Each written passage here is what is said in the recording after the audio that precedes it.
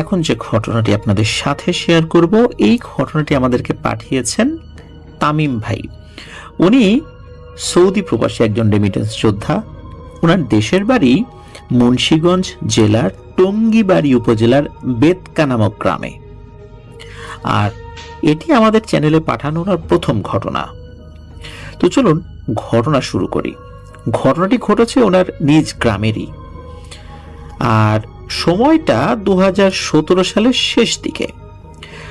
গ্রামের একটু বর্ণনা না দিলে এই ঘটনার মূল বিষয়বস্তু কিন্তু লিসেনারদের বুঝতে অসুবিধা হতে পারে, এই কারণে আমি একটু বর্ণনা দিয়ে নিই। এই যে তামিম ভাই, ওনাদের যে বাসা, ওই বাসার যে জায়গাটা পাশেই রয়েছে একটা পুকুর। ওই পুকুরটা পুরো ময়লা আবর্জনায় ভর্তি, কোনোভাবেই সেটা ব্যবহারযোগ্য নয়, মানে পুরোপুরি ব্যবহারের অযোগ্য। এই পুকুরের 3 পাশ ঘিরে বিভিন্ন বাড়িঘর রয়েছে, আর এক পাশে একটি পরিত্যক্ত কোল্ড স্টোরেজ রয়েছে। আর এই যে কোল্ড স্টোরেজ আর এই ময়লা পুকুর, এই দুটোর মাঝখানে রয়েছে একটি পুরনো তুলা গাছ আর একটি তাল গাছ। পুকুরের উত্তর পাশে যে বাড়িগুলো, তা অধিকাংশই নতুন। আগে নাকি এখানে একটি পরিত্যক্ত ধান সেদ্ধ করার মিল ছিল, মানে চাতাল ছিল, আর ছিল কলা বাগানের ঝোপঝাড় আর কি। দিনের বেলাতেও ওইখানে মানুষজন যেতে চাইতো না। সময়ের পরিবর্তনে আস্তে আস্তে মানুষ সেগুলো পরিষ্কার পরিচ্ছন্ন করে ঘরবাড়ি নির্মাণ করেছে।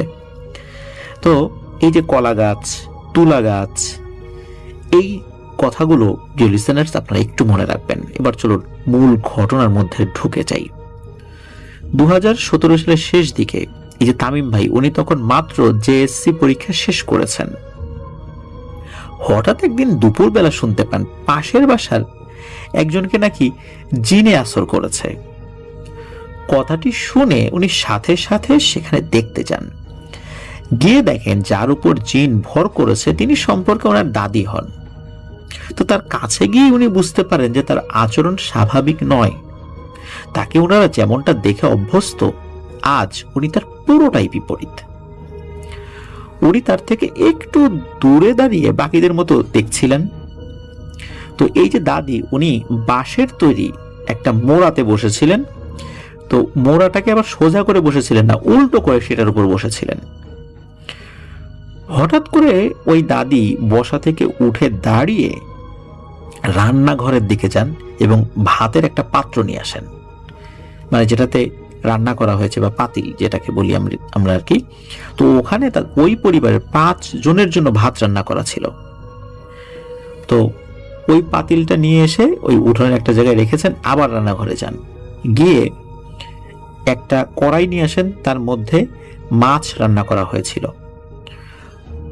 ওই কড়াই থেকে ওই মাছের বড় একটা মাথা উঠিয়ে ওই ভাতের পাতিলের মধ্যে রাখেন। রাখার পর খাওয়া শুরু করেন। মাত্র কয়েক মিনিটের মধ্যে সমস্ত ভাত উনি খেয়ে শেষ করে ফেলেন। খাওয়ার পর ওই যে মাছের পুরো মাথাটা উনি বড় একটা হা করে পুরোটাই মুখের মধ্যে দিয়ে গিলে ফেলেন। এটা কিন্তু কোনো স্বাভাবিক মানুষের পক্ষে সম্ভবই নয়। কোনো স্বাভাবিক মানুষ এত বড় একটা মাছের মাথা এটা গলার মধ্যে দিলে তো তার যে খাদ্যনালী, এই খাদ্যনালী ফেটে যেতে পারে, বা খাদ্যনালী বড় ধরনের ক্ষতি হয়ে সে মারা যেতে পারে। কিন্তু উনি সকলের সামনে এই কাজটি করে ফেলেন, এটা কিভাবে সম্ভব? আর 5 জনের ভাত উনি একাই খেয়ে শেষ করে ফেললেন, একজন বয়স্কা ভদ্রমহিলা। এটাও তো সম্ভব নয়। এগুলো দেখে সকলেই তো খুবই অবাক হয়ে যায়। তো উনি খাওয়া শেষ করে হঠাৎ করে এই তামিম ভাইয়ের দিকে তাকিয়ে বলে উঠলেন, কিরে, ভয় পাচ্ছিস? আয়, আমার কাছে আয়। তুই তো আগে আমার ওইখান দিয়ে প্রায়ই যেতি, আর এখন যাস না কেন? ও, গাছগুলো কেটে ফেলা হয়েছে তাই বুঝি, এই জন্য আর যাস না। তো এই কথা বলার পরে হঠাৎ করে অস্বাভাবিকভাবে ওই দাদি কান্না করতে শুরু করলেন। আর হঠাৎ করে এই ধরনের কথা শুনে তামিম ভাইও কিন্তু ভয় পেয়ে যান। তো প্রথম দিকে ওনার কথার মানে বুঝতে না পারলেও পরে সকলেই বুঝতে পারেন যে উনি মূলত ওই কলা বাগানের কথা বুঝিয়েছিলেন, যেটা কেটে সাফ করে মানুষজন ঘরবাড়ি করেছে। তো একটা সময় কিন্তু সত্যি এই তামিম ভাই ওইখানে যেতেন এবং উনি এবং ওনার বন্ধুরা ওই পাশ দিয়ে খেলাধুলা করতেন। তো এই যে এই অবস্থা দীর্ঘ সময় ধরে যে ওনার উপর কোনো কিছু একটা ভর করেছে, এগুলো দেখে ওনার ছেলে আশেপাশ থেকে একজন কবিরাজকে নিয়ে এসেছেন। তো কবিরাজ এসে তার রিচুয়াল শুরু করেন এবং ওই জিনটির সাথে কথা বলতে শুরু করেন। কথা বলার এক পর্যায়ে ওই দাদিকে ধরার কারণ জিজ্ঞেস করলে ওই জিনটি বলতে শুরু করে, আমি সন্ধ্যার পর ওর বাসার সামনে দিয়ে যাচ্ছিলাম, আর ও কি করেছে, ও মাছ ধোয়ার পর ওই আষ্টে পানি আমার গায়ে ছুঁড়ে মারে, আমার শরীরটাকে অপবিত্র করে দেয়। এই কারণেই আমি ওকে ধরেছি, আর তোরা যাই করিস না কেন আমি একে ছাড়বো না। এইটা বলার পরেই ওই দাদির ভেতরে থাকা ওই জিনটি খুব জোরে জোরে হাসতে শুরু করে। তো কবিরাজ যখন তার চিকিৎসা করছিলেন তখন পাশের বাড়ির আর একজন ভদ্র মহিলা, উনি কি করেছেন, একদম ওই দাদির সামনে গিয়ে বসে পড়েছেন। তো কবিরাজ বারবার বলছেন, যাই আপা আপনি এখান থেকে সরেন, সরে অন্য জায়গায় যান, অন্য জায়গায় গিয়ে একটু দূরে বসেন, এইভাবে বসতে নাই সামনে। জিনে আসর করা ব্যক্তির সামনে বসলে বিভিন্ন ধরনের সমস্যা হতে পারে, আমার রুগিয়া করতে সমস্যা হবে, সরেন, তাড়াতাড়ি সরেন। কিন্তু ওই মহিলা এতটাই ঘাট তারা প্রকৃতির, উনি কিছুতেই ওখান থেকে সরবেন না। তো কবিরাজ চিন্তা করলেন যে এখন ওই মহিলাকে ওখান থেকে তাড়াবো না জিনকে তাড়াবো, তো জিনকে তাড়ানোটাই বেশি জরুরি। তো ওই মহিলার দিকে উনি আর খেয়াল না করে উনি ওনার মতো করে ওই জিনকে তাড়ানোর চেষ্টা করেন। তো জিনটা একটা পর্যায়ে বলে, ঠিক আছে আমি চলে যাব, আমার একটা শর্ত, সেটা হলো আমাকে একটা কালো গরু দিতে হবে এবং সেটা ষাঁড় গরু হইতে হবে। কবিরাজ বলে, মামু বাড়ির আবদার পাইছো না, একে তো এসে একটা বয়স্ক মহিলাকে ধরছো, ধরার পরে কষ্ট দিচ্ছ, আবার বলতেছো গরু দিতে হবে। চাইলেই গরু পাওয়া যায় না, এরা গরিব মানুষ না, তুমি চাইলা আর এরা চালচালায় এসে তোমাকে গরু দেবে। তুই কি যাবি নাকি আমি অন্য ব্যবস্থা নিব, গরু তোর পিঠের উপর দিয়ে দিব। এইরকম ভাবে কবিরাজ তাকে ঝাড়ি মারছেন। কবিরাজও খুব বিরক্ত যে ওকে গরু দিতে হবে, কি এমন ক্ষতি করছে যে ওকে গরু দিতে হবে, আর এ তো একটা গরিব মানুষ, ও কেন গরু দিবে, গরু তো দূরের কথা একটা মুরগিও দেবে না। এটা হলো কবিরাজের ভাষ্য ছিল। তো যাই হোক, কবিরাজ তার মতো করে তদবির করে একটা পর্যায়ে জিনটাকে ওখান থেকে তাড়াতে সক্ষম হন। তবে জিনটা যাওয়ার সময় বলে যায়, রে কবিরাজ, তোর সাথে আবার দেখা হবে, আমি আবার আসব, আমি আমার দাবি পূরণ না হওয়া পর্যন্ত যাব না। তো ওখান থেকে তো ওই জিনটা চলে যায়। এরপরে কিন্তু ওই দাদি পরিপূর্ণভাবে সুস্থ হয়ে যায়। সমস্যা হলো পরের দিন, আবার ঠিক তার পরের দিন ঘুম থেকে ওঠার পরে তামিম ভাই শুনতে পান আবার ওনাকে কাকে জিনে আসর করেছে। তো এই তামিম ভাই চিন্তা করেছেন, ওই যে গতকাল যে দাদির কাছে উনি গিয়েছিলেন, ওই দাদিকে মনে হয় জিনে আসর করছে। তো উনি ওই দাদির বাড়িতে যান দেখার জন্য, গিয়ে দেখেন দাদি দিব্যি সুস্থ, উনি 8-10 দিন যেভাবে স্বাভাবিক কাজকর্ম করছে। তো উনি চিন্তা করেন যে কি ব্যাপার, কাকে তাহলে আসর করলো। পরে খোঁজ নিয়ে জানতে পারলেন যে একটা মানুষ আসর মানে তারপর আসর করা হয়েছে, সে একজন মহিলা, কিন্তু এটা সেই মহিলা গতকালকে দাদির ট্রিটমেন্ট করার সময় যে একদম কাছাকাছি গিয়ে বসেছিল, কবিরাজ তাকে সরে যেতে বলেছিল কিন্তু সে ঘাটতারামি করে সে সরে নাই, ওই মহিলাকে জিনে ধরেছে। তো সেই মহিলার বাড়িও একদম কাছাকাছি ছিল, মানে পাশাপাশি বলা চলে। তো তামিম ভাই তো দৌড়ে ওই বাড়িতে গিয়েছেন, গিয়ে দেখেন ওই মহিলাও এলোমেলো কথাবার্তা বলছে, পাগলামি করছে, উল্টাপাল্টা কথাবার্তা, গালিগালাজ, চিৎকার চেঁচামেচি এগুলো করছে। আর বাড়ির পাশ দিয়ে কিন্তু ধলেশ্বরী নদী বয়ে গেছে। ওই ধলেশ্বরী নদী দিয়ে ওই সময় একটা ট্রলার যাচ্ছিল, আর এই ট্রলারে কোনো একটা বড় সাউন্ড বক্স লাগানো ছিল, হয়তোবা কোনো প্রোগ্রামে, ওয়াজ মাহফিলে তারা যাচ্ছিলেন, বা মাদ্রাসার বাচ্চারা ওখানে দিয়ে যাচ্ছেন, ওইখানে অনেক জোরে কোরআন তেলাওয়াত প্লে করা ছিল। তো ওই কোরআন তেলাওয়াতের আওয়াজ শুনে মনে হচ্ছিল ওই ভদ্র মহিলা একদম শরীর দুমড়ে মুচড়ে ফেলছেন। আসলে মূলত তার ভেতরে তো কোনো কিছু একটা আছে যার প্রভাবে এটা হচ্ছিল। তো এইটা দেখার পর আবার সেই কবিরাজকে ডাকা হয়। কবিরাজ কিন্তু ওই সময়ে ওই বেতকা বাজার, বেতকা যে গ্রাম, ওই গ্রামের যে বাজার, বেতকা বাজারেই ছিলেন। তাকে ফোন করেছে, বলে যে আমি তো কাছেই আছি। ওটা কিন্তু পায়ে হেঁটে 5 থেকে 7 মিনিটের সর্বোচ্চ দূরত্ব আর কি। তো তার আসতে বেশি সময় লাগে না, দ্রুত উনি চলে আসেন।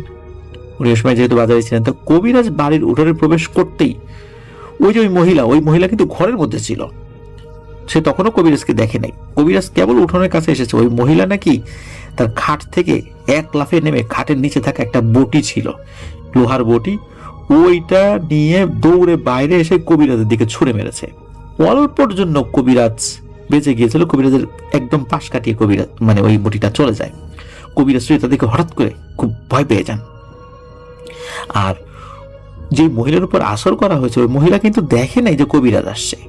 হুট করে তার কাছে কি মনে হলো যে সে চোখের নিচ থেকে এই বটিটা নিয়ে দৌড়ে বেরিয়ে কবিরাজের দিকে ছুড়ে মারলো। এটা কিন্তু নিশ্চয়ই জিনের প্রভাবেই হয়েছে। যাই হোক, কবিরাজকে দেখার পর কবিরাজকে উদ্দেশ্য করে বলতে শুরু করে, কিরে কবিরাজ, তুই আবার আসছিস? তোকে তো আমি বলছিলাম গতকালকে যে আমার দাবি পূরণ না হওয়া পর্যন্ত আমি যাব না, আমার বলি লাগবে, বলি।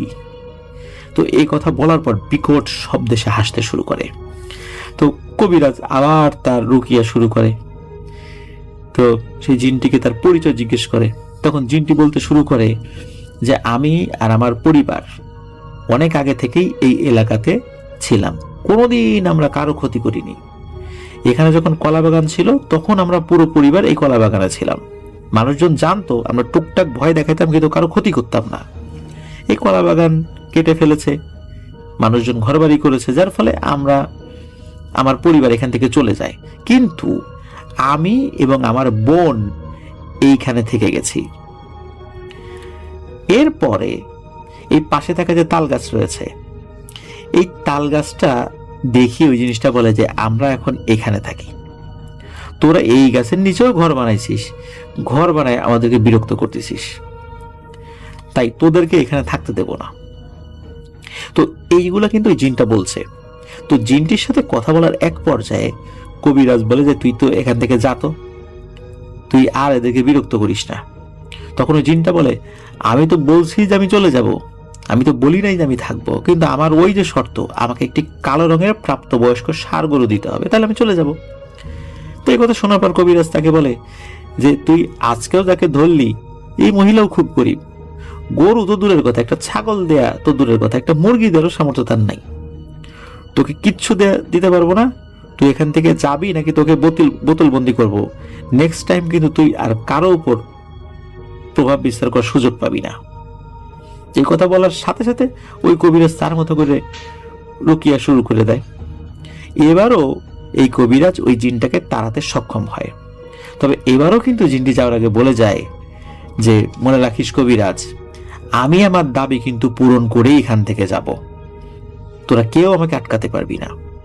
তো জিনটির মুখে কথা শোনার পর ওই কবিরাজ বেশ চিন্তিত হয়ে যায় এবং সবাইকে সাবধানে থাকতে বলেন। বিশেষ করে মানে রাতের বেলা আপনারা বের হওয়ার ক্ষেত্রে সতর্কতা অবলম্বন করবেন। এবার আসি ঠিক তার পরের দিনের ঘটনা। তবে ওই দিনই রাতের বেলা যে ঘটনাটি ঘটে সেটা হলো ওই পাশের বাড়ির এক চাচি প্রায় মাঝরাতের দিকে উনি ওয়াশরুমে যাওয়ার জন্য বের হয়েছেন। গ্রামের ওয়াশরুম তো ঘরের বাইরে থাকে। তো ওয়াশরুমে যাওয়ার পর মানে ওয়াশরুমের কাছাকাছি এসেছেন, হঠাৎ করে চিৎকার দিয়ে উনি অজ্ঞান হয়ে যান। তো ওনার চিৎকার শুনে বাড়ির লোকজন বেরিয়ে আসে, তারা ঘুম থেকে জেগে যায়। তো সেখান থেকে তারা উদ্ধার করে ঘরে নিয়ে আসার পর অনেক চেষ্টা করে তার জ্ঞান ফেরানো হয়। তো জ্ঞান ফেরার পর থেকে জিজ্ঞেস করে তুমি চিৎকার দিয়ে অজ্ঞান হলা কেন? তখন উনি বলছেন যে উনি যখন ওয়াশরুমের দিকে যাচ্ছিলেন তখন হঠাৎ করে নজর পড়ে ওই যে ময়লা পুকুর যেটা ময়লা আবর্জনায় ভরে আছে, ওইখানে যখন নজর পড়েছে তখন উনি দেখেন একজন মহিলা, তার পাশে কালো কুচকুচে রঙের একটা গরু, এই গরুটার গলায় দড়ি আছে এবং ওই দড়ির একটা অংশ ওই মহিলার হাতে রয়েছে। তো ওই কলপারে থাকা যে লাইট, ওই লাইটের আলোতে কিন্তু উনি দূরে ওইটা স্পষ্ট দেখেছিলেন। উনি দেখেছিলেন যে ওই মহিলাটা ওই গরুর দড়ি ধরে দাঁড়িয়ে আছে, কিন্তু উনি যখন ওই ওয়াশরুমের দিকে গিয়েছেন এবং হঠাৎ করে ওই মহিলাটার চোখাচোখি হয়ে গেছে। উনি এটাও দেখেছেন যে ওই মহিলাটি মানে যেটা ওই ময়লা পুকুরের ভিতরে দাঁড়ানো, স্বাভাবিক আকৃতির থেকেও ওই মহিলাটির আকৃতি বেশ লম্বা এবং মনে হচ্ছিল গায়ে ছেঁড়া টাইপের কাপড় চোপড় জড়ানো এবং প্রচন্ড রকমের দুর্গন্ধ চারদিকে ছড়াচ্ছিল। আরো একটি ব্যাপার হলো ওই মহিলা যেখানে দাঁড়িয়ে ছিল ওই জায়গাটা তো পুকুরের পানির উপরে ময়লা, ওখানে কিন্তু একটা মানুষ কেন ছোট একটা বিড়াল দাঁড়ালেও কিন্তু ওই ময়লার মধ্যে ডুবে যাবে।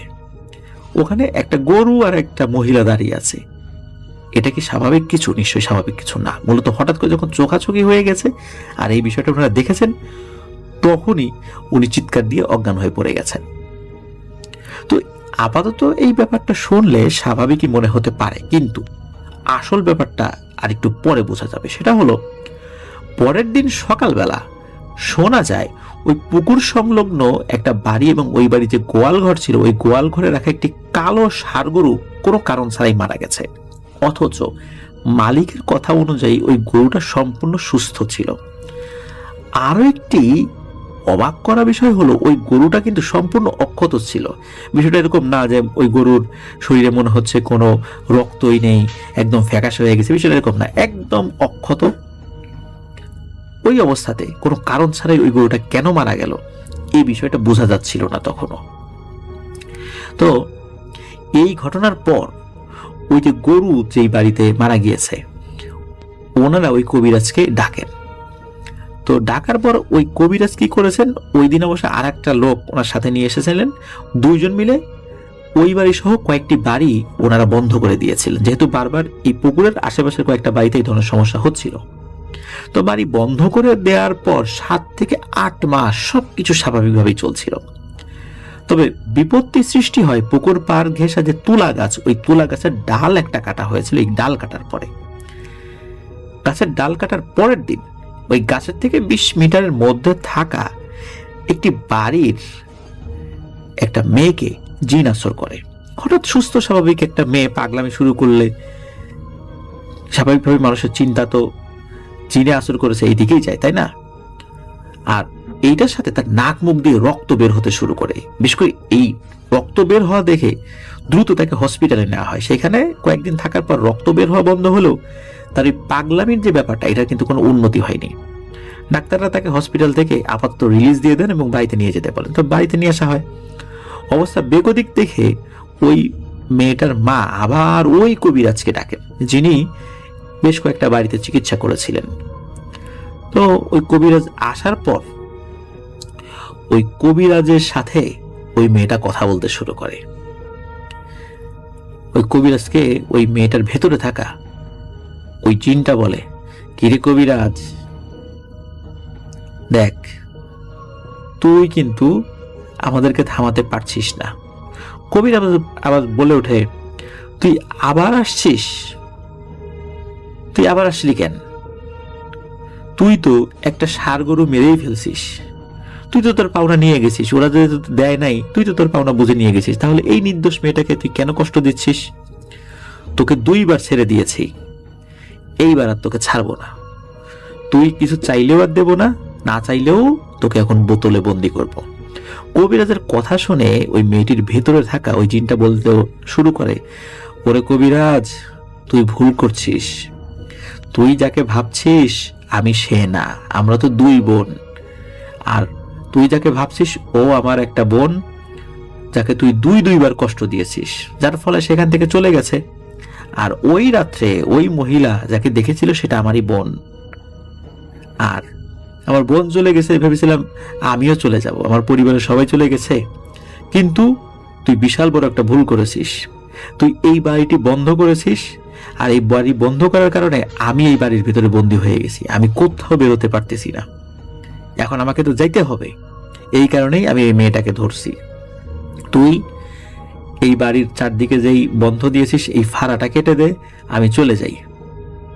আমি এই মেয়ের কোনো ক্ষতি করার উদ্দেশ্যে ধরি নাই, কিন্তু তোরা আমাকে বাধ্য করতেছিস। আমি অনেক চেষ্টা করছি চলে যাওয়ার জন্য, আমি পারতেছি না, আমাকে যাওয়ার ব্যবস্থা কর। তখন কবিরাজ তার মতো করে ওই জিনটাকে ওখান থেকে বিদায় দিয়ে দেন এবং ওই বাড়িটাও আরো ভালো করে বন্ধ করে দেন। তো এভাবেই এই ঘটনাটির সমাপ্তি ঘটে।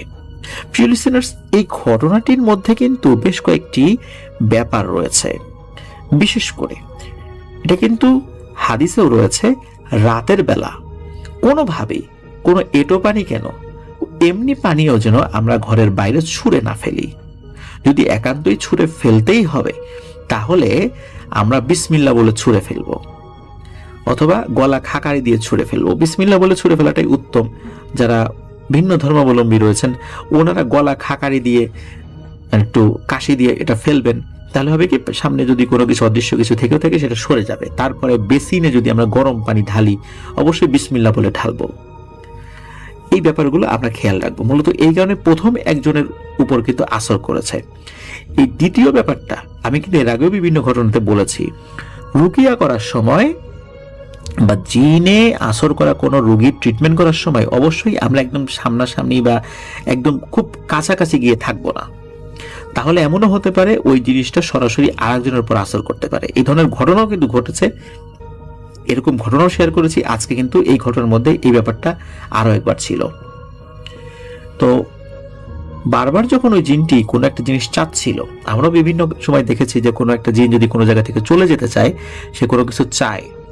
তো এইটা জিনদের একটা ব্যাপার নিশ্চয়ই, যে তারা কোথাও থাকলে সেখান থেকে চলে যেতে চাইলে কোনো একটা জিনিস চায়, আবার কারো উপর আসর করলে তার থেকে চলে যেতে চাইলে কোনো একটা জিনিস চায়। এটা জিনদের একটা ব্যাপার। এইটা কেন চায়, এটার কিছু কিছু ব্যাখ্যা আমরা বিভিন্ন সময় দেওয়ার চেষ্টা করেছি, কিন্তু একদম সুনির্দিষ্টভাবেই যে কোনো কিছু বলা যায় বিষয়টা এরকম না। তো যাই হোক, এভাবেই কিন্তু ওই জিনটা চলে গিয়েছিল। বিশেষ করে দুই বোনের এক বোন চলে গেল। আমার কাছে এখানে সবচাইতে অবাক এই জায়গাটা করেছে আমার নিজের কাছে, সেটা হচ্ছে যে ওই মহিলা যখন দেখলো যে একজন ময়লা কাপড় চোপড় পরা একটা মহিলা ওই ময়লা পুকুরের ভেতরে, যেখানে কোনো মানুষ দাঁড়াতেই পারে না, দাঁড়ালে ডুবে যাবে, সেখানে একটা গরু নিয়ে দাঁড়িয়েছে, গরুর গলায় দড়ি রয়েছে, দড়ির মাথাটা আবার ওই মহিলার হাতে। ওই মহিলাটা নিশ্চয়ই মানুষ ছিল না। তাহলে সে সাথে করে যে গরুটা নিয়ে যাচ্ছিল, এই গরুটা আসলে কি ছিল? কিন্তু আসল গরু তো গোয়াল ঘরে মারা গেছে। এইটা একটা রহস্যময় জায়গা, এটার ব্যাখ্যা আসলে দেয়া কোনোভাবেই সম্ভব নয়। যাই হোক, ঘটনাটি আমার কাছে ভালো লেগেছে। আশা করছি প্রিয় লিসেনার্স আপনাদের কাছেও এই ঘটনাটি ভয়ের শিহরণ জাগাতে সক্ষম হয়েছে। প্রিয় লিসেনার্স, আপনাদের মাধ্যম দিয়ে আবারও ধন্যবাদ জানাতে চাই আমাদের তামিম ভাইকে। সৌদি আরবে উনি রয়েছেন, অনেক কষ্ট করে ঘটনাটি লিখে পাঠিয়েছেন। আর ঘটনাটি বেতকা গ্রামে ঘটেছিল। বেতকা গ্রামের কেউ যদি থেকে থাকেন তাহলে এই ঘটনাটা সম্পর্কে অবশ্যই আপনারা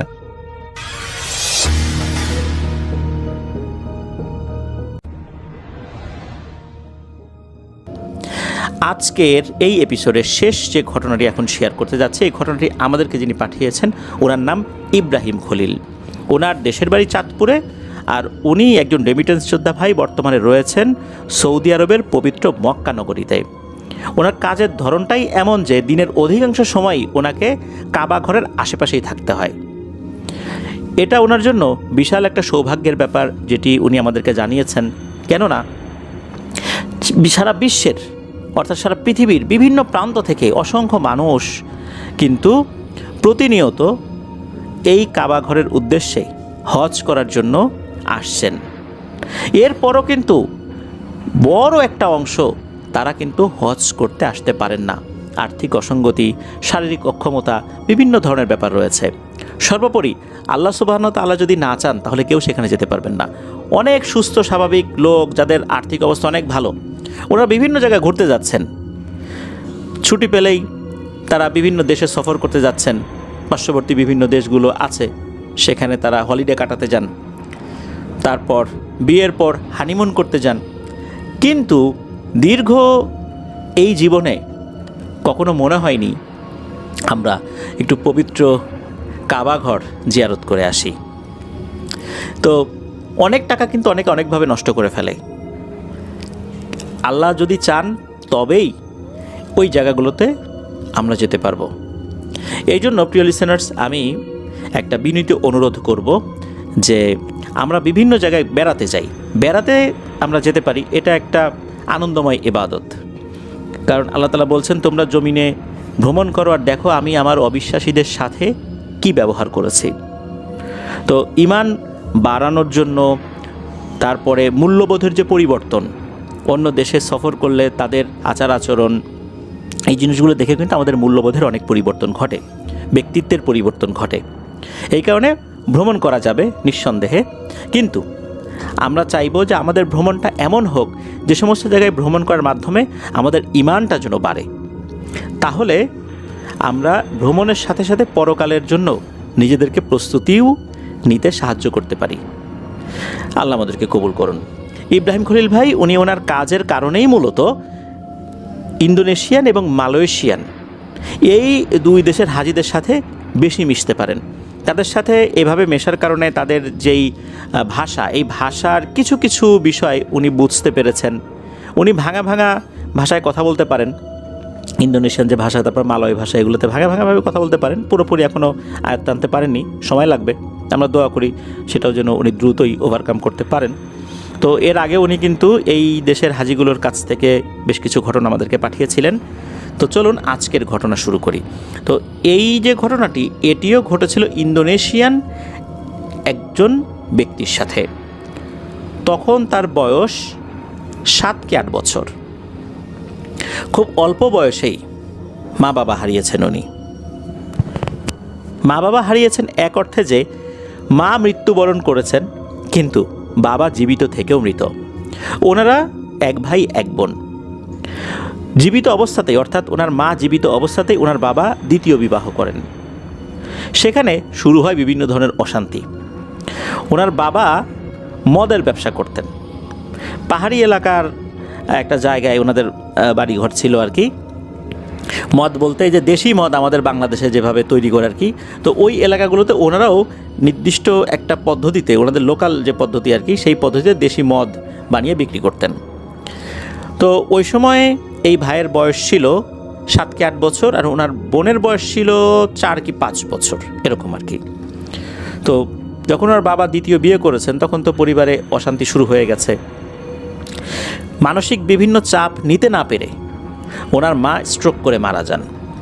যখন ওনার মা স্ট্রোক করে মারা যান, তখন তো সৎ মায়ের ঘরে এই 2 সন্তান নিদারুণ অবহেলিতভাবে জীবনযাপন করতে থাকেন। কি করা যায়, সৎ মা খাবার দেয় না, বাবা এরকম নেশাপানি নিজেও করে, সেগুলো বিক্রিও করে, সন্তানদের দিকে কোনো খেয়াল নাই। তখন ওই এলাকার একজন গণ্যমান্য ব্যক্তি, উনি এই দৃশ্য দেখে এই 2 সন্তানকে নিয়ে ওই বাড়ি থেকে বেশ কিছুটা দূরে একটা মাদ্রাসায় ভর্তি করিয়ে দেন, এবং উনি বলেন যে এই 2 সন্তানের দায়িত্ব সম্পূর্ণ আমার, ওদের যত খরচ লাগে আমি দেব। একটা মহিলা মাদ্রাসায় মেয়েটাকে ভর্তি করিয়ে দেন, আর ওই ছেলেটাকে একটা ছেলেদের মাদ্রাসায় ভর্তি করিয়ে দেন। তারা লেখাপড়া করছিল ভালোভাবেই। এভাবেই কেটে যায় প্রায় 4-5 মাস। এক সময় হয় কি, এই যেই বয়স্ক ভদ্রলোক, উনি আর মাদ্রাসায় আসছেন না। তো ওই মাদ্রাসার অবস্থাও খুব বেশি ভালো ছিল না। যতটুকু সাহায্য সহযোগিতা পাওয়া যেত মানুষের কাছ থেকে, আর ওই মাদ্রাসার বাচ্চারা তারা যতটুকু টাকা পয়সা দিতে পারতো, এটা দিয়েই চলতো। হঠাৎ করে মাদ্রাসায় সাহায্য সহযোগিতা আসাটাও কমে যায়। এরপর ওই যেই বয়স্ক ভদ্রলোক, যিনি এসে এই 2 বাচ্চাকে ভর্তি করিয়ে দিয়ে গিয়েছিলেন, উনিও আসছেন না মাস 3 হলো, বা এরকম কাছাকাছি একটা সময়। এখন মাদ্রাসার তরফ থেকে যোগাযোগ করার চেষ্টা করা হয়। ওনারা তখন জানতে পারেন এক হৃদয় বিদারক ঘটনা। সেটা হচ্ছে, এই যে বয়স্ক ভদ্রলোক, উনি এক ঝড় বৃষ্টির রাতে বাড়িতে ফেরার সময় বজ্রপাতে আল্লাহর ডাকে সাড়া দিয়ে চলে গেছেন। মাদ্রাসা কর্তৃপক্ষ খুব মর্মাহত হন যে এমন একটা ভালো মানুষ এরকম এতিম 2 বাচ্চার দায়িত্ব নিল, আল্লাহ তাআলা ওনাকে নিয়ে গেছেন। শহীদি মর্যাদা যেন ওনারা আল্লাহ তাআলার কাছে যেন উনি পান, এই জন্য ওনারা দোয়া করেন। কেননা এই ধরনের মৃত্যুগুলোতে আল্লাহ তাআলা শহীদি মর্যাদা দান করবেন, এই সংক্রান্ত বর্ণনা রয়েছে। এখন কথা হচ্ছে যে এই 2 বাচ্চার এখন কি হবে? তখন মাদ্রাসা কর্তৃপক্ষ এই 2 বাচ্চার বাবার সাথে যোগাযোগ করেন। বাবা সাফ জানিয়ে দেয়, কিসের ছেলে মেয়ে, আমার তো কোনো ছেলে মেয়েই নেই। সে সম্পূর্ণরূপে অস্বীকার করে। কি আর করা, এই 2 বাচ্চা তার বাবা বেঁচে থাকতেও চূড়ান্তভাবে এতিম হয়ে পড়ে। এখন কি করা যায়? মাদ্রাসা বন্ধ হওয়ার উপক্রম হয়েছে। মাদ্রাসার হুজুরদের বেতন দিতে পারছেন না ওনারা, বাচ্চাদেরকে কিভাবে খাওয়াবেন। একটা পর্যায়ে মাদ্রাসার ছুটি দিয়ে দেওয়া হয়, যদি আর্থিক অবস্থা আবার ভালো হয় আবার সবাইকে ডাকা হবে, এমন চিন্তা করে। তখন এই 2 বাচ্চা কোথায় যাবে? তারা তো এই বাড়িতে ফিরতে পারছে না। ওই সময় একটা ঘটনা হয়, সেটা হচ্ছে যে এই যে বাচ্চা মেয়েটাকে পাঠিয়ে দেওয়া হয় তার নানার বাড়িতে। তার নানা বাড়ি থেকে এই মেয়েটার সব দায়িত্ব নেওয়া হয়। এখন এই ছেলেটা কোথায় যাবে? ওই সময় তার বাবা কি করেছেন, এই ছেলেটাকে তার কাছে নিয়ে আসছেন, আর নানাদেরকে বলছেন যে ছেলেটাকে আমি নিয়ে যাচ্ছি, কোনো সমস্যা নেই, সব দায়িত্ব আমার তো আর্থিক অবস্থা ভালো না, মেয়েটাকে আপনারা রাখেন, ছেলেটাকে আমার কাছে দিয়ে দেন। তো সবাই চিন্তা করলো মনে হয় লোকটার মাথায় একটু ভালো বুদ্ধি আসছে, আল্লাহ একটু হেদায়েত করছে। ছেলেটাকে নিয়ে আসার পেছনে তার একটা অসৎ উদ্দেশ্য ছিল। সেটা হচ্ছে এই ছেলেটাকে দিয়ে সে ভিক্ষাবৃত্তিতে নামিয়ে দিল, একটা থাল হাতে ধরিয়ে ভিক্ষাবৃত্তির জন্য নামিয়ে দিল। ছেলেটা লেখাপড়া শিখতে চেয়েছিল, হাফেজ আলেম হতে চেয়েছিল, তাকে দিয়ে এরকম ভিক্ষাবৃত্তিতে তার বাবা নামিয়ে দিল। কি আর করা, সে গ্রামে ঘুরে ঘুরে ভিক্ষা চাইতো। তো ওখানে কিন্তু হিন্দু ধর্মের লোকজনও কিছু ছিল, তারপরে বুদ্ধিস্ট ছিল, ক্রিশ্চিয়ানও ছিল, তবে হিন্দু ধর্মের লোকজন কম ছিল, মুসলিম বেশি ছিল আর কি। ওখানে মুসলিম সংখ্যাগরিষ্ঠতাই বেশি ওই এলাকাতে ছিল আর কি। তো সে যেই বাড়িতেই যেত না কেন, সে বলতো আল্লাহর রাস্তে আমাকে কিছু ভিক্ষা করেন, এই এতিমকে কিছু দান করেন। তখন মানুষজন যেটা দিত সেটা নিয়ে সারাদিন ঘুরে ঘুরে আবার সন্ধ্যার দিকে বাড়িতে ফেরত আসতো।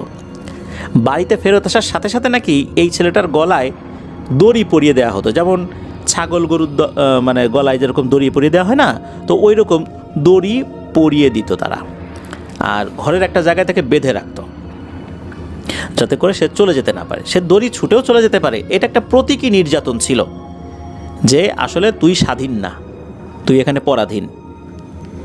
গরু ছাগলকে দিয়ে মানুষ যেমন উপকৃত হয়, তোকে দিয়ে আমরা উপকৃত হচ্ছি।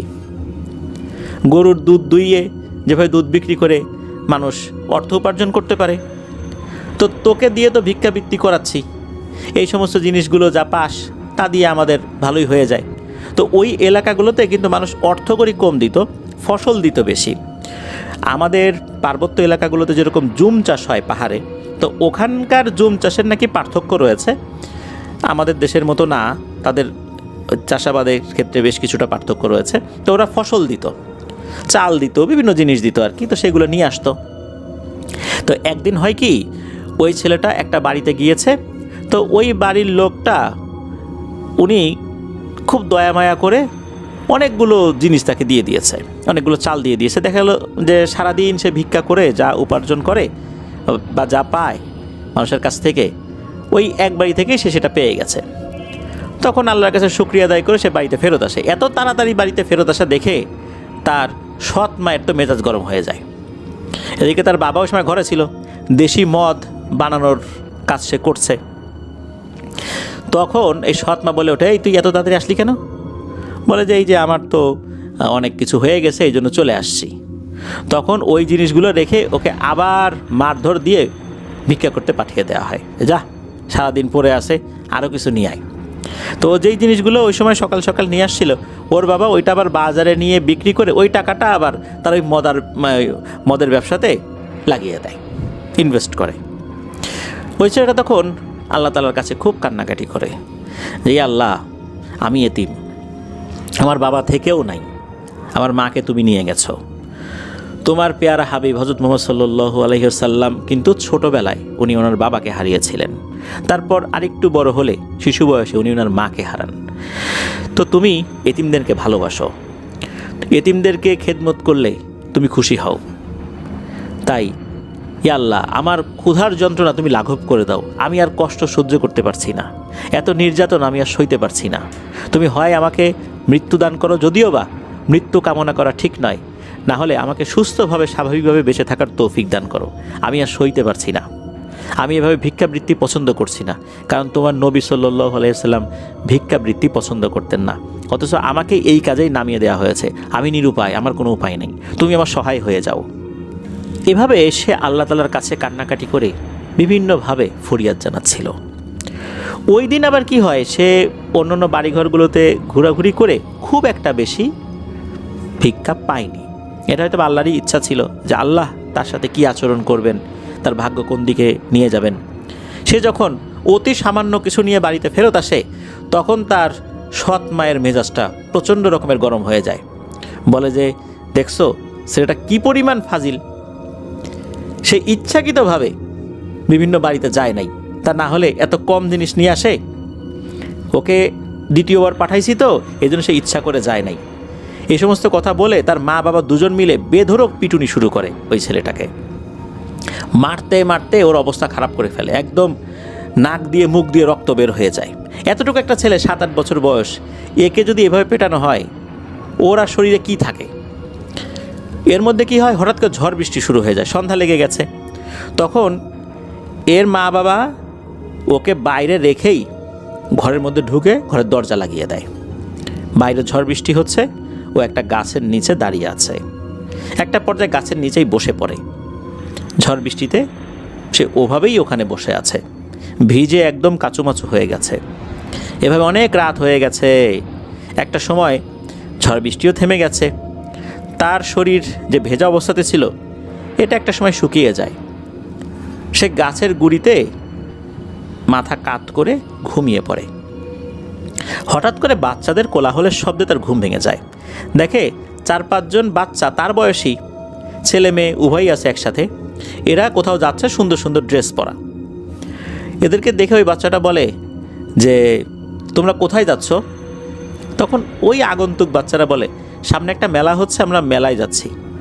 তখন এই ছেলেটা বলছে যে আমার না মেলায় যাওয়ার খুব ইচ্ছা, আমাকে কি তোমাদের সাথে নিয়ে যাবে?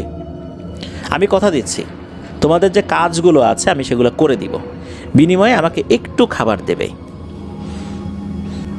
তখন ওই বাচ্চাগুলো একে অপরের দিকে তাকায়, তারা মনে হচ্ছে ইশারায় কিছু একটা বলল। তারপর ওই বাচ্চারা বলল আচ্ছা ঠিক আছে, তুমি চলো আমাদের সাথে। তখন তাদের সাথে এই ছেলেটা হাঁটতে হাঁটতে চলে যায়। তো একটা জায়গায় চলে আসে, এসে দেখে সেখানে অনেক আলোকোজ্জ্বল অবস্থা, মেলা হচ্ছে। অথচ এখানে পূর্বে যে মেলা হয় বা রাতের বেলা এরকম আলোকোজ্জ্বল অবস্থা থাকে, এটা কিন্তু আগে কখনো সে দেখেনি, যেহেতু সে ওই গ্রাম ভরেই হেঁটে বেড়ায়, ভিক্ষা করে। তো ওখানে এই অবস্থা দেখে সে অবাকও হয়, খুশিও হয়। তো ওই বাচ্চারা বিভিন্ন জায়গায় হেঁটে যাচ্ছিল, সেও তার পিছু পিছু যাচ্ছে।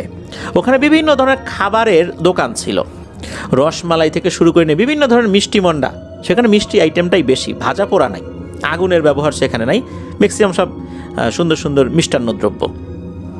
তো এই বাচ্চারা একটা জায়গা থেকে নাকি রসমালাই জাতীয় কিছু কেনার পর তাকেও দেয়। তো সেও খায়। ও তো সারাদিন কিছু খায়নি, খুব ক্ষুধার্ত। তারপর আবার বেধড়ক পিটানি দেওয়া হয়েছে তাকে। খাবার খাওয়ার পর ওই বাচ্চাদেরকে বলে যে আমাকে আর কি কাজ করতে হবে বলো, আমাকে কোনো কাজ দাও, আমি তো কাজ না করেই তোমাদের কাছ থেকে খাবার খেলাম। তখন তারা বলে যে তোমাকে কোনো কাজ করতে হবে না, তুমি খাও। তখন সেটা বলছে যে আমি আসলে সারাদিন এতটাই ক্ষুধার্ত ছিলাম, আমার এতটুকু খাবারে সত্যিকার অর্থে কিছুই হয়নি, যা পেয়েছি আলহামদুলিল্লাহ। তোমরা কি আল্লাহর হস্তে আমাকে আরেকটু খাবার দেবে? তো এই কথা বলার সাথে যখন বলেছে, সাথে সাথে পেছনে একজন মুরব্বী গোছের লোক এসে ওই বাচ্চাকে বলছে যে বাবা তুমি সারাদিন কিছু খাওনি, আচ্ছা ঠিক আছে, তুমি এখানে কি খেতে চাও আমাকে বলো, যেটা তোমার ভালো লাগে সেটা আমি ইনশাল্লাহ তোমাকে খাওয়াবো। তখন ওই বাচ্চাটা বলছে যে আমি তো এদের সাথে এসেছি ওদের অনুমতি ছাড়া, আপনার কাছ থেকে কিভাবে খাই, ওরাই তো আমাকে নিয়ে এসেছে। তখন ওই বাচ্চাটা বলে যে এই দাদুর কাছ থেকে তুমি খেতে পারো, ইনি আমাদের দাদু হন, তুমি ওনার কথা শোনো, কোনো সমস্যা নেই, আমরা অন্যদিকে চলে যাচ্ছি। তখন ওই যে বয়স্ক লোকটা, ওই বয়স্ক লোকটা বলে যে তুমি কোনটা খেতে চাও। তখন উনি একটা জিনিস দেখান আর কি, যে আমি এটা খেতে চাই। এরপর সেটা কিনে দেওয়া হয়। তো কিনে দেওয়ার একটা পর্যায়ে সে খাবার খায়। আর সারাদিন ধরে আসলে সে অনেক পরিশ্রম করেছে, এরপর এমন মারধর খেয়েছে, কোনো কারণে তার মাথা ঘুরে আসলে পড়ে যায় মাটির উপরে। ওই সময় ওই মুরব্বী লোকটা তাকে ধরে টেনে তোলে, বলে চলো তুমি আমার সাথে চলো, অন্য কোনো ওখানে যাবা, ওখানে আরও ভালো খাবার আছে, সেখান থেকে খাবার খাওয়াই। তখন ওই বাচ্চাটা বলছে যে আমার শরীরে আসলে শক্তি নাই, আমার শরীরটা খুব দুর্বল, আমি সামনের দিকে হেঁটে যাওয়ার মতো শরীরে এখন আর শক্তি পাচ্ছি না। ওই সময় হয় কি, হঠাৎ করে হই হই রই রই একটা শব্দ শুরু হয়ে যায়, যে আসছে আসছে, আমাদের সর্দার আসছে। তখন সবার মধ্যে একটা উত্তেজনা বিরাজ করে, সবাই অ্যালার্ট হয়ে যায়, মনে হচ্ছে সেখানে গুরুত্বপূর্ণ একজন ব্যক্তি আসছেন, এই জন্য সবার মধ্যে এরকম একটা উন্মাদনা কাজ করছে। ওই সময় ছেলেটা দেখে যে আকাশ থেকে পঙ্খিরাজ ঘোড়া, একটা না বেশ কয়েকটা, এই ঘোড়ার সাথে একটা গাড়ি লাগানো আছে। ওই গাড়িতে একজন মধ্যবয়স্ক লোক বসে আছেন, তার চেহারা সুরত অনেক সুন্দর, আর ওই গাড়িতেই কয়েকজন দেহরক্ষী আছেন।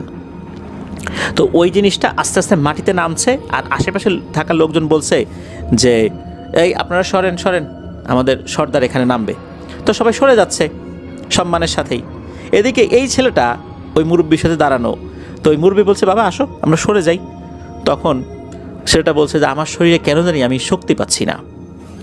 ওই সময়ে উপর থেকে ওই গাড়িতে থাকা যে সর্দার, উনি বিষয়টা দেখেছেন, দেখে ওই মুরব্বিকে কিছু একটা ইশারা দিলেন, মানে হাত উঁচা করে ইশারা দিলেন, থাক তুমি ওকে সরিও না, এরকম কিছু একটা। তখন মুরব্বি নিজেই ওখান থেকে সরে গেলেন। ছেলেটা তখন একা ওখানে দাঁড়িয়ে আছে। গাড়ি থেকে ওই সর্দার নামলেন। নামার পর ওই ছেলেটাকে উনি কোলে নিলেন। কোলে নেওয়ার পর তার কপালে একটা চুমু খেলেন। চুমু খাওয়ার পর বলছে যে বাবা, আমি বুঝতে পেরেছি তোমার অনেক সমস্যা, আর তুমি যেহেতু এখানে চলে এসেছো, নিশ্চয়ই আমাদের কোনো লোকই তোমাকে নিয়ে এসেছে, আর বুঝে শুনেই নিয়ে এসেছে। আর যেহেতু যেই বয়স্ক লোককে তোমার সাথে দেখলাম, উনিও আমাদের গোত্রের খুব সম্মানিত একজন ব্যক্তি, যেহেতু উনি তোমার সাথে ছিলেন, নিঃসন্দেহে তুমি ভালো মানুষ, আর কোনো একটা বিপদে তুমি পড়েছো এটা মনে হচ্ছে। বাবা বলো তো, আমি আল্লাহর ইচ্ছায় তোমার জন্য কিছু করতে পারি?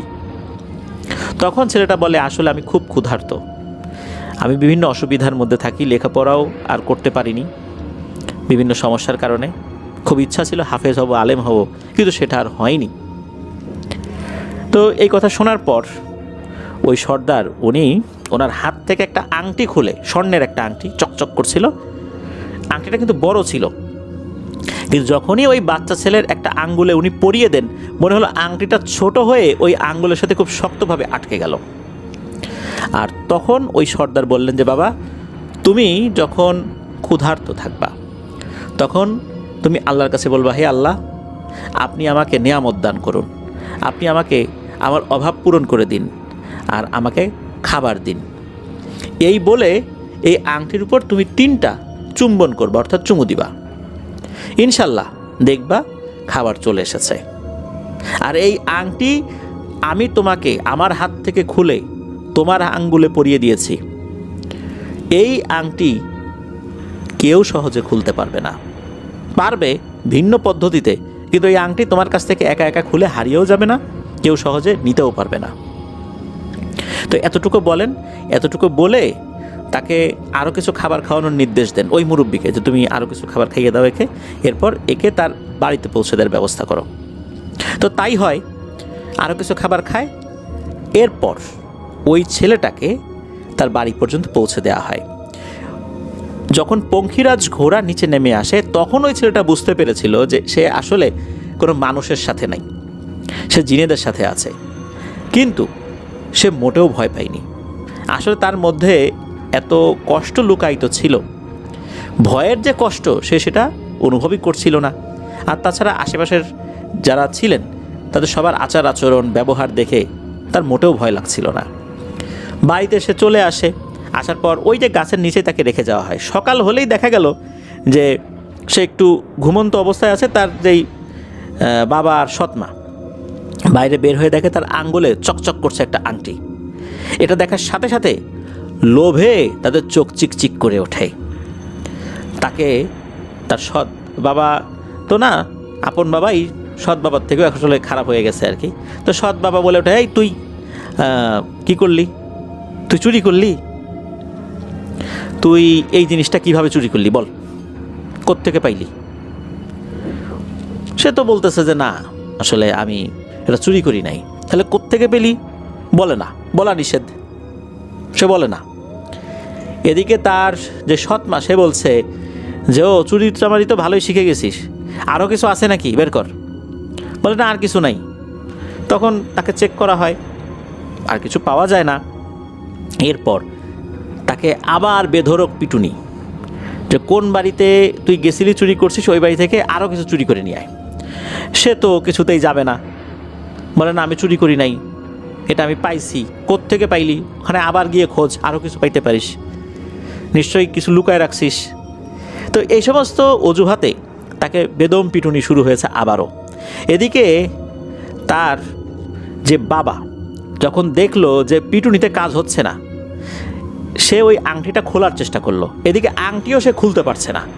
তার ওই সৎ মা সেও চেষ্টা করছে, কোনোভাবেই আংটিও খুলতে পারছে না। অনেক চেষ্টার পরেও যখন আংটি খুলতে পারছে না, তখন তার বাবা ক্ষিপ্ত হয়ে একটা কুড়াল নিয়ে আসে ঘর থেকে। তার হাতটা একটা জায়গায় রেখে কুড়াল দিয়ে মারে এক কোপ। এক কোপে তার হাতের 4 আঙ্গুল পড়ে যায়, আর ওই 4 আঙ্গুলের মধ্যে একটা আঙ্গুলে ওই আংটিটা ছিল। যন্ত্রণায় চিৎকার করে ওঠে, কান্না করছে, রক্তে সয়লাভ হয়ে গেছে। এদিকে তার বাবা ওই আঙ্গুল থেকে আংটি খোলায় ব্যস্ত। এরপরেও কোনোভাবেই ওই আঙ্গুল থেকে আংটি খুলতে পারছে না। এক পর্যায়ে চুলায় আগুন জ্বালিয়ে দাও দাও সেই আগুনের মধ্যে তার ওই আঙ্গুলটা ফেলে দেওয়া হয়। যখন চুলার আগুনে তার আঙ্গুলের হাড়ের উপরে যেই চামড়া মাংস ছিল এগুলো পুড়ে যায়, এরপর ওই আঙ্গুলটা সে আবার বের করে নিয়ে আসে। তারপরে গিয়ে ওই আংটিটা বের করতে সে সক্ষম হয়। তখন এই ছেলেটা সৎ মাকে তার বাবা বলছে যে আমি এখন যাচ্ছি বাজারে, এটা বিক্রি করে আসি, ভালোই টাকা পয়সা পাওয়া যাবে, মদের ব্যবসায় আরও কিছু টাকা লাগানো যাবে। এই বলে সে বেরিয়ে যায়। এদিকে তার হাত থেকে কিন্তু গলগল করে রক্ত পড়ছে, যন্ত্রণায় চিৎকার করছে, ছটফট করছে। তখন তার মা কী করেছে, তার হাতটা ওই চুলার আগুনের ভিতরে ঢুকিয়ে দিয়েছে, বলে এই রক্ত বন্ধ কর তাড়াতাড়ি। একে তো ভয়ঙ্কর যন্ত্রণা, এরপরে হাতটা চুলার আগুনের মধ্যে ঢুকিয়ে দিয়েছে। আহা, কি ভয়ঙ্কর নির্যাতন! নির্যাতন সইতে না পেরে একটা সময় সে অজ্ঞান হয়ে যায়। এদিকে ঘটে একটা ঘটনা। তার বাবা সে ওই আংটি নিয়ে যাচ্ছিল। পথিমধ্যে হঠাৎ করে তার যখন একটু ক্লান্তি লাগে, একটা গাছের নিচে বসে পড়ে। গাছের নিচে বসে পড়ার সাথে সাথে বেশ কিছু আগন্তুককে সে দেখতে পায়, যাদেরকে ইতোপূর্বে এই এলাকায় সে কখনো দেখেনি। এরা এসে বলে যে তুমি যে কাজটি করতে যাচ্ছ কাজটা কিন্তু ঠিক হচ্ছে না, যার আংটি তাকে ফিরিয়ে দিয়ে এসো। তখন বলে ওই লোকটা আর কি, মানে ওই ছেলেটার সৎ বাবা বলছি বারবার, যদিও বলাটা ঠিক হচ্ছে না, মানে তার আচার আচরণের কারণে বলছি আর কি। তো তার বাবা বলে যে তুই বেটা কে হে, আমাকে পরামর্শ দিতে আসছিস, যা ভাগ এখান থেকে। তো এইভাবে সে বেশ কিছু কটু কথা বলে তাদেরকে। তখন এই লোকগুলো এমন পিটানি শুরু করছে এই ছেলেটার বাবাকে, মানে পিটানোর ঠেলায় সে অজ্ঞান হয়ে গেছে। এরপর তার যখন জ্ঞান ফেরে তখন সে বুঝতে পারে তার শরীরের বাম পাশের অংশ খুব একটা কাজ করছে না, একদম যে প্যারালাইজড হয়ে গেছে বিষয়টা এরকম না। সে কোনো মতে এক পায়ের উপর ভর করে চেঁচড়াতে বাড়ি পর্যন্ত যায়, গিয়ে বলে এই ঘটনা আমার সাথে এরকম ঘটনা ঘটছে।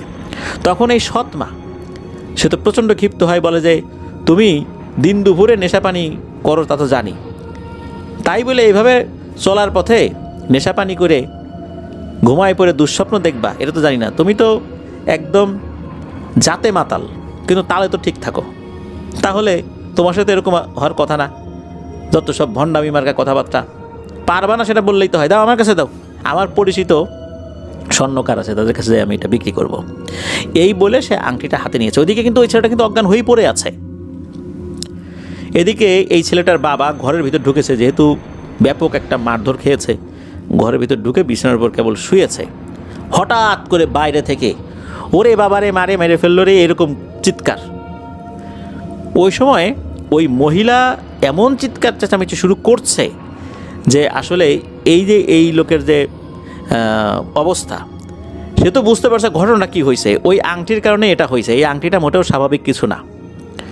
সে এটা নিয়ে তো অন্তত বাড়ি পর্যন্ত ফেরত আসতে পারছে, সে যে মারধর খেয়েছে এই মারধর যারা দিয়েছে এরাও স্বাভাবিক কিছু না। যাক, আংটিটা তো কাছে ছিল, ওরা কিন্তু আংটিটা নিয়ে যায় নাই।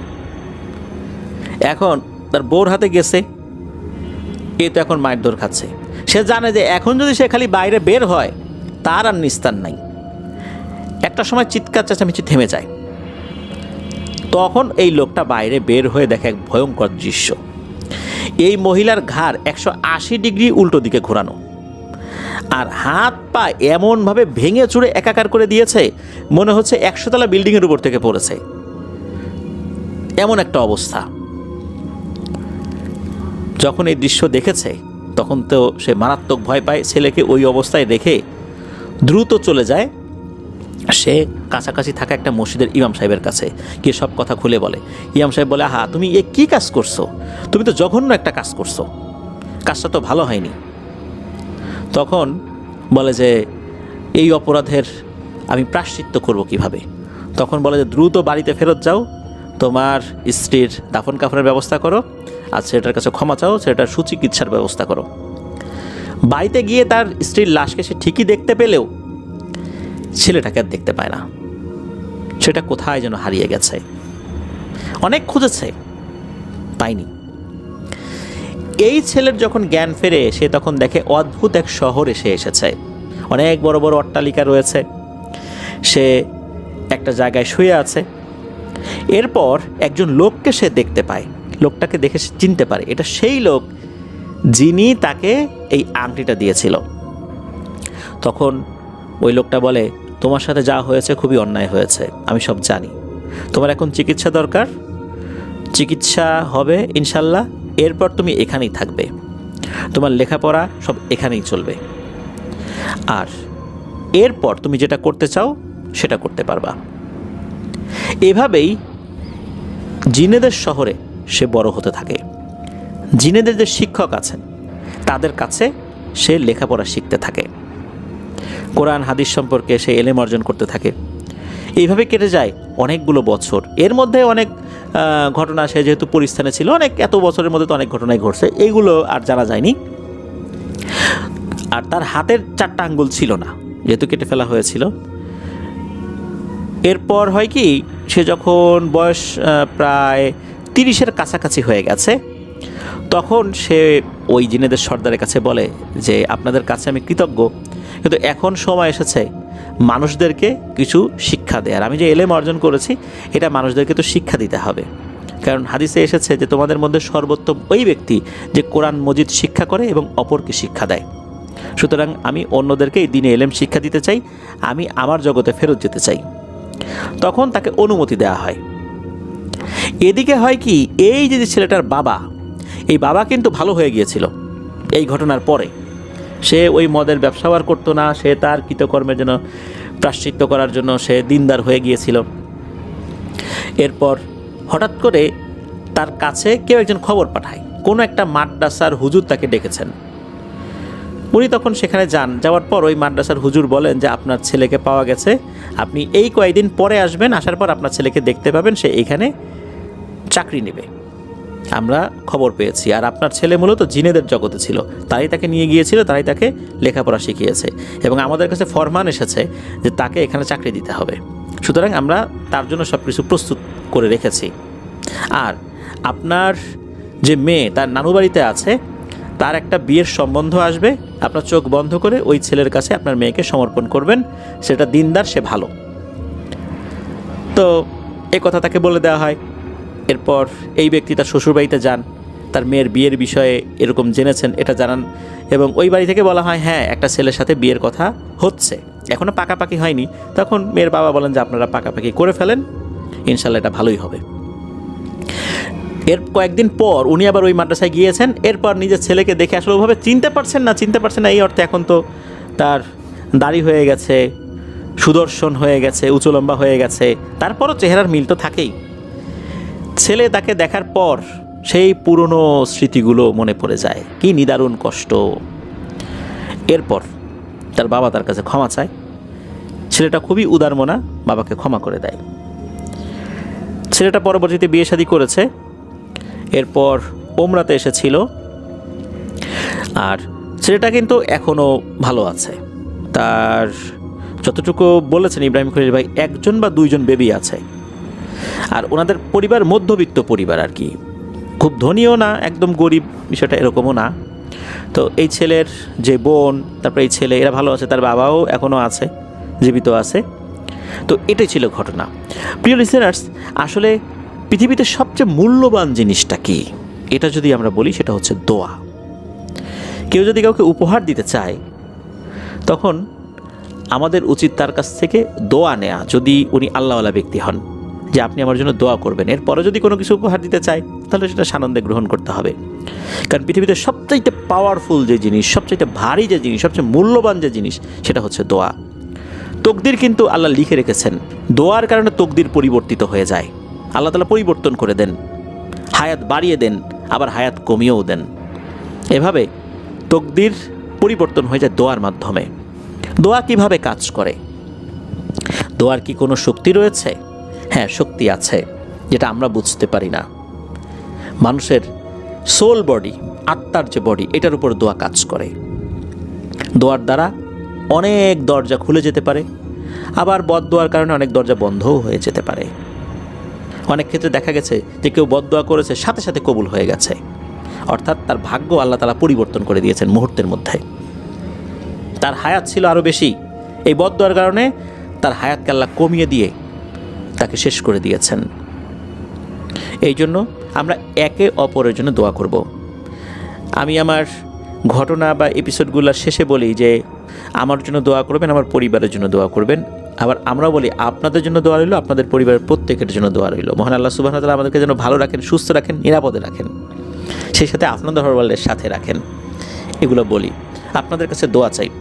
ইব্রাহিম খলিল ভাই জানিয়েছেন যে উনি যখন কাবা চত্বরে যান, সেখানে উনি দেখেন অসংখ্য ছোট ছোট বাচ্চারা রাত 2টো 3টা এই সময়গুলোতে কাবার কিছু কিছু জায়গা, আশেপাশে তো ফাঁকা জায়গা থাকে, সেখানে ছোটাছুটি করছে, খেলা করছে। এগুলো দেখে ওনার কাছে খুবই ভালো লাগে। আমিও গিয়েছি, আল্লাহ আমাকে সেখানে যাওয়ার তৌফিক দান করেছেন, আলহামদুলিল্লাহ। তো আসলে এই দৃশ্যগুলো অসাধারণ। আর ইব্রাহিম খলিল ভাই জানিয়েছেন যে উনি আমাদের জন্য দোয়া করেন, আপনাদের ওয়ার্ল্ডের জন্য দোয়া করেন। প্রিয় লিসেনার্স, আপনাদের কাছে সবসময় আমরা দোয়া চাই, আপনারা আমাদের জন্য দোয়া করবেন। আল্লাহ তাআলা যেন আমাদের এই প্রচেষ্টাকে সদকায়ে জারিয়া হিসাবে কবুল করে নেন। আমরা ঘটনার মাধ্যমে যে মেসেজগুলো দিতে চাই, এই মেসেজগুলো যেন আল্লাহ সদকায়ে জারিয়া হিসাবে কবুল করেন। এটার খায়ের ও বরকত আমাদের সবার উপর যেন আল্লাহ তাআলা নাজিল করেন।